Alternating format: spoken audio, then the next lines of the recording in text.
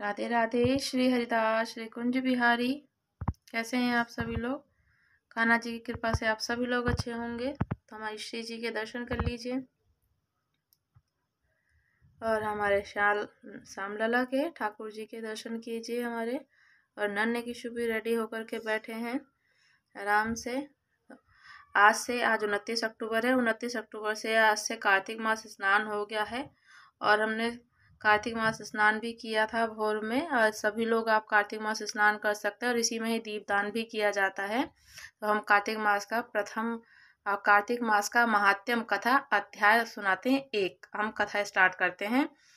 तो मैं सुमरू माता शारदा, बैठे जहाँ आए, कार्तिक मास की कथा लिखे कलम हर्षाए। तो कथा स्टार्ट होती है। नेमि पाषाण्य तीर्थ में श्री सूत जी ने 88,000 सनकादिक ऋषियों से कहा, अब मैं आपको कार्तिक मास की कथा विस्तार पूर्वक सुनाता हूँ, जिसका श्रवण करने से मनुष्य के सभी पाप नष्ट हो जाते हैं और अंत समय में वैकुंठ धाम की प्राप्ति होती है। तो सूत जी ने कहा, श्री कृष्ण जी से अनुमति लेकर देव ऋषि नारद के चले जाने के पश्चात सत्यभामा प्रसन्न होकर भगवान से बोली, हे प्रभु, मैं धन्य हुई, मेरा जन्म सफल हुआ। मुझे जैसी त्रिलोक्य सुंदरी के जन्मदाता भी धन्य है। मैं जो आपकी 16,000 स्त्रियों के बीच में आपकी परम प्यारी पत्नी बनी। मैंने आपके साथ नारद जी को वैकल्प वृक्ष आदि पुरुष विधि पूर्वक दान में दिया। कल्प वृक्ष विधि पूर्वक दान में दिया कहती हैं, परंतु वही कल्प वृक्ष मेरे घर लहराया करता है। ये बात मृत्युलोक में किसी स्त्री को ज्ञात नहीं है।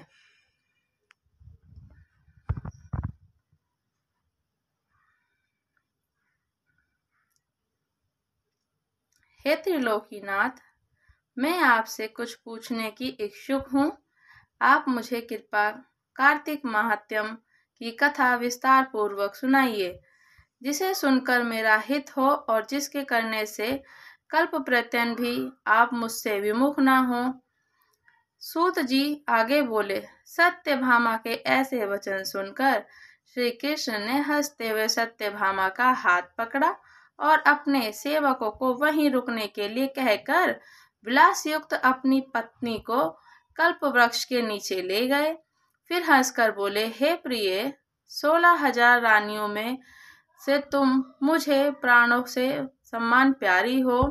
तुम्हारे लिए मैंने इंद्र व देवताओं से विरोध किया था। हे कांते, जो बात तुमने मुझसे पूछी है उसे सुनो।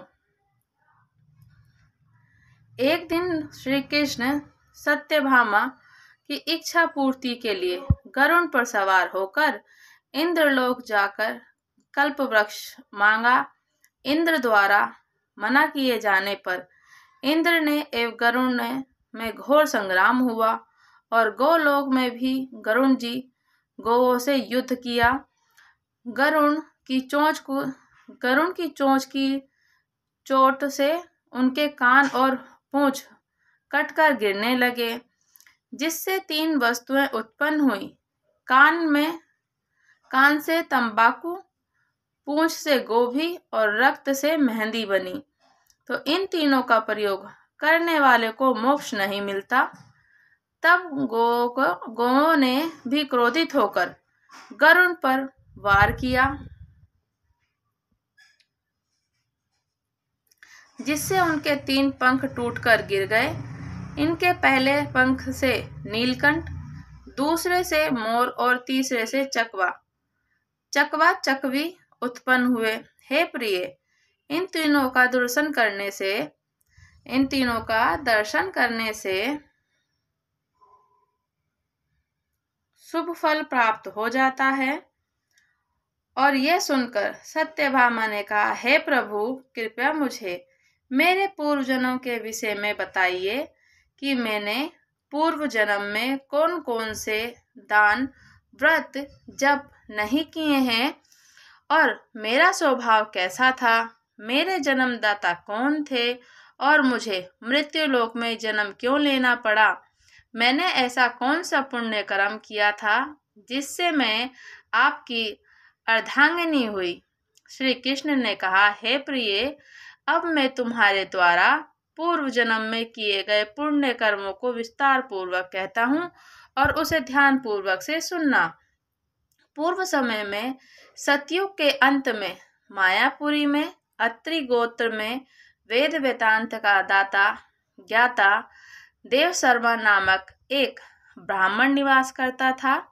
वह प्रतिदिन अतिथियों की सेवा, हवन और सूर्य भगवान की पूजन किया करता था। वह सूर्य के समान तेजस्वी था और वृद्ध अवस्था में उसे गुणवती नामक की कन्या की प्राप्ति हुई और उस पुत्रहीन ब्राह्मण ने अपनी कन्या का विवाह अपने ही चंद्र नामक शिष्य के साथ कर दिया और वह चंद्र से विवाह कर दिया। वह चंद्र को अपने पुत्र के समान मानता था और चंद्र भी उसे अपने पिता के सम्मान की भांति ही मानता था और उन्हें सम्मान देता था। एक दिन वे दोनों कुश व समिधा लेने के लिए जंगल में गए। जब वह हिमालय की तलहटी में भ्रमण कर रहे थे तब उन्हें एक राक्षस आता दिखाई दिया। उसे राक्षस को देखकर भय के कारण उनके अंग स्थिर हो गए। राक्षस को देखते ही उनके अंग स्थिर हो गए और वहां से भागने में भी असमर्थ हो गए। तब उस काल के समान राक्षस ने उन दोनों को मार डाला। क्योंकि वे धर्मात्मा थे इसलिए मेरे पार्षद उन्हें मेरे बैकुंठ धाम में मेरे पास ले आए और आजीवन सूर्य भगवान की पूजा किए जाने के कारण मैं दोनों पर अति प्रसन्न हुआ।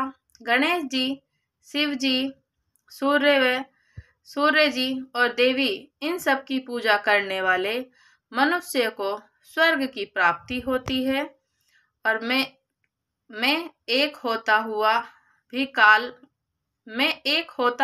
काल और कर्मों के भेद से 5 प्रकार का होता हूँ। जैसे एक देवदत्त, पिता, भ्राता आदि नामों से पुकारा जाता है। जब वे दोनों विमान पर अरुण होकर सूर्य के समान तेजस्वी रूपवान चंदन की माला धारण किए हुए मेरे भवन में आए तो वे दिव्य भोगों के भोगने लगे। राधे राधे। श्री हरिदास, श्री कुंज बिहारी। आज की कथा यहीं समाप्त होती है। अध्याय कल हम जो दूसरा अध्याय है कल पढ़ेंगे। कथा में बने रहिएगा। राधे राधे। श्री हरिदास, श्री कुंज बिहारी। चैनल को लाइक शेयर सब्सक्राइब जरूर कीजिएगा।